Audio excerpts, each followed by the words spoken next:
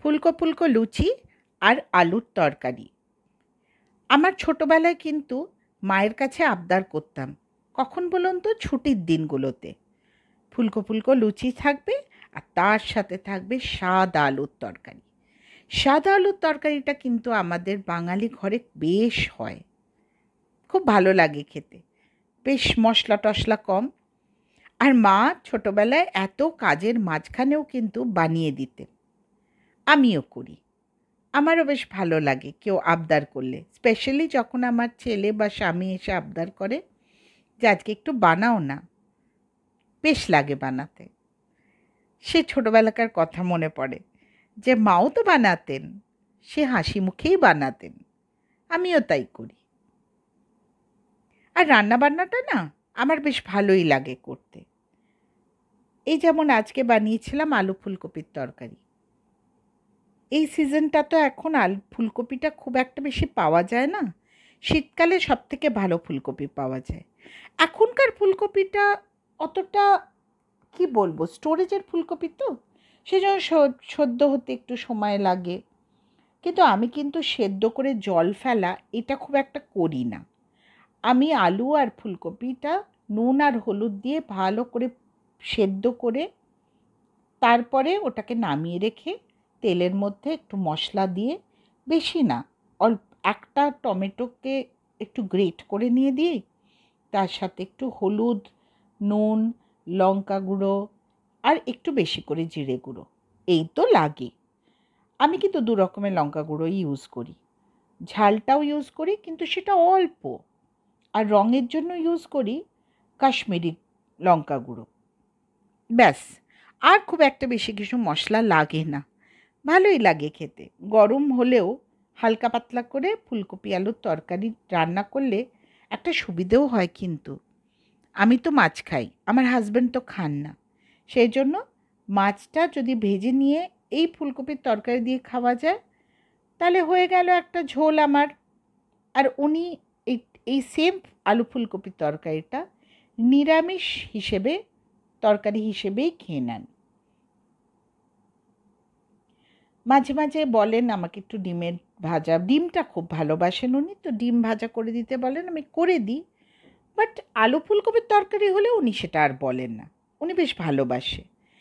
আর শেষে যখন ফুটে যায় আলু ফুলকপি, তারপরে একটু গরম মশলা আর একটু ঘি কিন্তু অবশ্যই দিতে হয়, কারণ শীতকালের ফুলকপিতে একটা আলাদাই গন্ধ থাকে। কিন্তু এখন এগুলো তো সব অনলাইনে আনানো, কোয়ালিটি খুব একটা খারাপ হয় না, কিন্তু গন্ধটাও সেরকম সুন্দর থাকে না, তাই একটু বেশি করে ঘি গরম মশলা দিয়ে নামাতে হয়। এই তো বলতে বলতে হয়েও গেল আলু ফুলকপির তরকারি। অবশ্যই এর মধ্যে একটুখানি যদি চিনি না দেওয়া হয়, তো আমি আগেও বলেছি এখনও বলছি, বাঙালি রান্না কিন্তু কমপ্লিট হয় না। আর এর সাথে যদি একটু চিংড়ি মাছ হতো তো ক্যা কেহনা, কিন্তু সবসময় তো চিংড়ি মাছ পাওয়া যায় না বা বাড়িতে থাকে না, এক এটা, দ্বিতীয়ত গরম যা পড়েছে, এখন চিংড়ি মাছটা একটু অ্যাভয়েড করাই ভালো। তার থেকে বরঞ্চ নিরামিষ আলু ফুলকপির তরকারিটা দিয়ে এক থালা ভাত খেয়ে নেওয়া যায়, তাই না?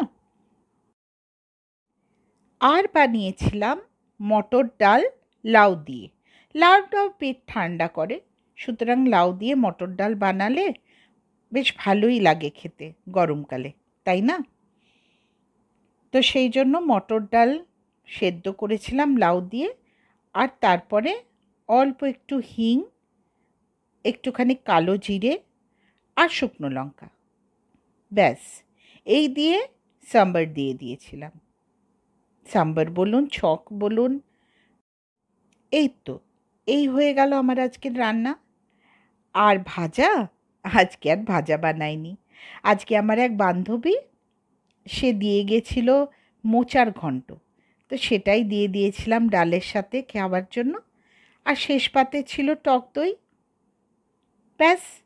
আর কি দরকার, গরমকালে তো এই তোফা তোফা করে খেয়ে নেওয়া যায়, তাই না? চলুন মিস্টার রায়কে এবার খাবারটা বেড়ে দেওয়া যাক।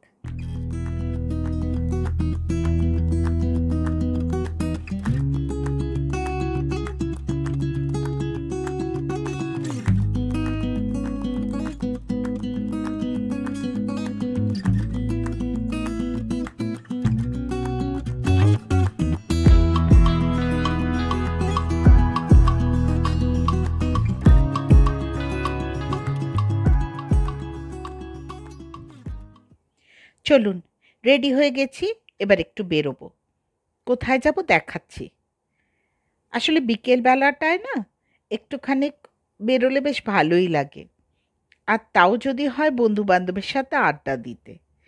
এই দেখুন, আমাদের কমপ্লেক্সের সুইমিং পুল আমাদের বারান্দার থেকে দেখা যায়।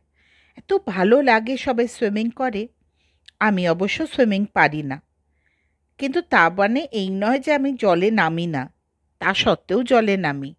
এই যে আমাদের গার্ল গ্যাং দেখছেন, এই সন্ধেবেলা সবাই অফিস থেকে ফিরে এসে সবাই মিলে নেমে ওই জলের মধ্যেই আমরা গল্প গুজব করি, জল কেলি করি আর গল্প গুজব করি।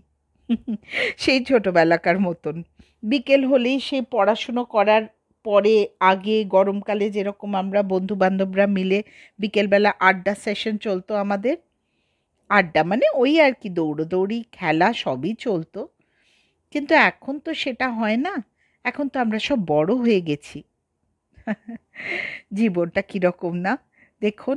আবার সেই বন্ধু বান্ধব মিলে একসাথে হয়ে আড্ডা দেওয়ার ব্যাপারটা কিন্তু এই বয়সেও এসে আমরা করছি। এটাই আমার মনে হয় সবারই করা উচিত। কোথাও একটা ভেন্ট আউট করার জায়গা।